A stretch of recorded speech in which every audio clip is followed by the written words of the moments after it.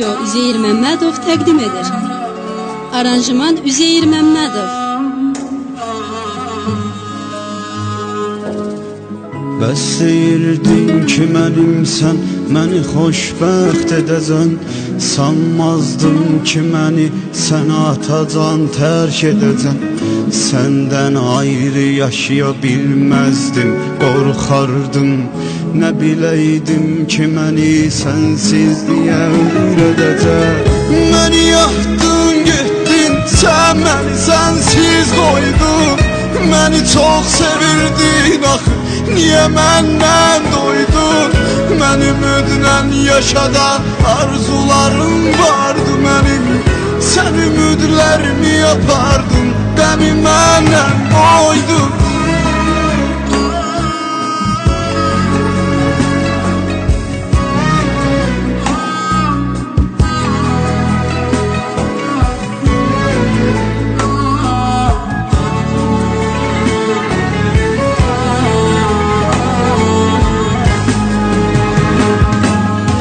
Sen məndən uzaqdasan, döymür artıq ürəyim. İndi qəm çəkirəm mən, yaşla dolubdur bəbəyim. Dərdimi sənlə bölərdim, indi qəmdən bölürəm. Sənə çox ehtiyacım var, sən olardın köməyim.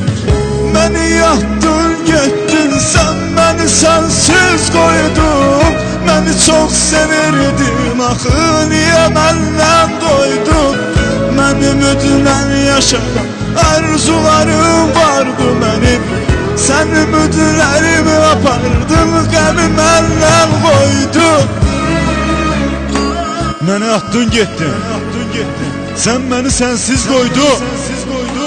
Məni çox sevirdin axı, niyə məndən doydun?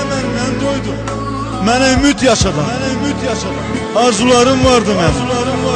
Sən ümidlərimi apardın, sən ümidlərimi apardın, qəmi məndən qoydun. Yaxdın, getdin, sən məni sənsiz qoydun. Məni çox sevirdin axı, niyə məndən doydun? Mən ümidlə yaşadan arzularım vardı mənim.